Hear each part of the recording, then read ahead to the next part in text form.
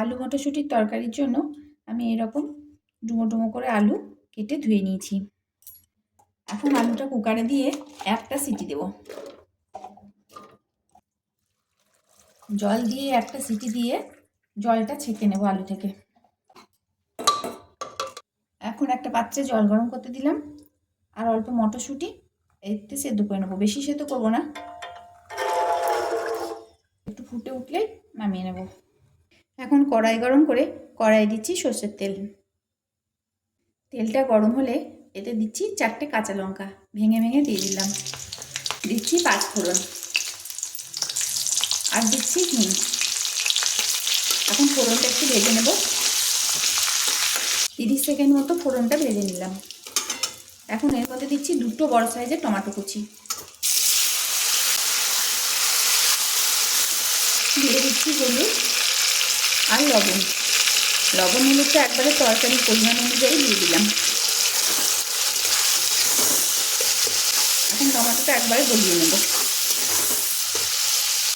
এটা সাধারণ একটা তরকারি, কিন্তু রুটির সাথে খেতে খুব ভালো লাগে। টমেটোটা খুব ভালো করে গলিয়ে নিতে হবে। টমেটোটা ভালো করে গলে গেল। এখন সেদ্ধ করে জল ঝরিয়ে রাখা আলু এর মধ্যে দিয়ে দিচ্ছি। এখন আলুটা একসঙ্গে ভেজে নেব। টমেটোর সঙ্গে খুব ভালোভাবে আলুটা ভেজে নেব। এই তরকারি রান্না করতে খুব সময় লাগে না, খুব সহজেই রান্না হয়ে যায়। রুটির সাথে তো এই তরকারি ভালো লাগে, আবার পরোটা, লুচি সব কিছুর সাথে এই তরকারি ভালো লাগে। এখন এর মধ্যে দিচ্ছি সেদ্ধ করে রাখা মটরশুঁটি। মটরশুঁটিটা যখন ফুটে গিয়েছিল তখন গ্যাসটা বন্ধ করে 5 মিনিটের জন্য ঢাকা দিয়ে রেখেছিলাম। তাতে মটরশুঁটিটা খুব ভালো মতো সেদ্ধ হয়ে গেছে। এর থেকে বেশি সেদ্ধ করলে ভালো লাগে না, তাই ঢাকা দিয়ে কিছুক্ষণ রাখলে মটরশুঁটিটা নরম হয়ে যায়।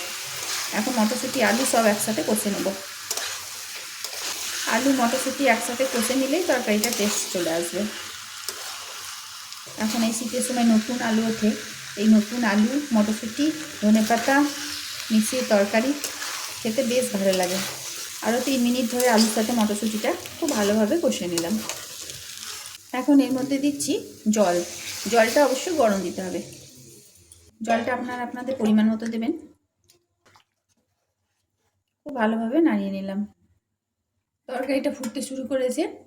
এখন ঢাকা দিয়ে 2 মিনিটের জন্য ফুটিয়ে নেব। তরকারিটা হয়ে গেছে। এখন এর মধ্যে দিচ্ছি ভাজা মশলা। এটাতে জিরে, ধনে আর শুকনো লঙ্কা একসাথে ভেজে গুঁড়ো করা আছে। এই মশলাটা আমার কড়াই থাকে, তাই আলাদা করে আর দেখালাম না। এর মধ্যে দিয়ে দিলাম, ভালো করে মিশিয়ে নিচ্ছি।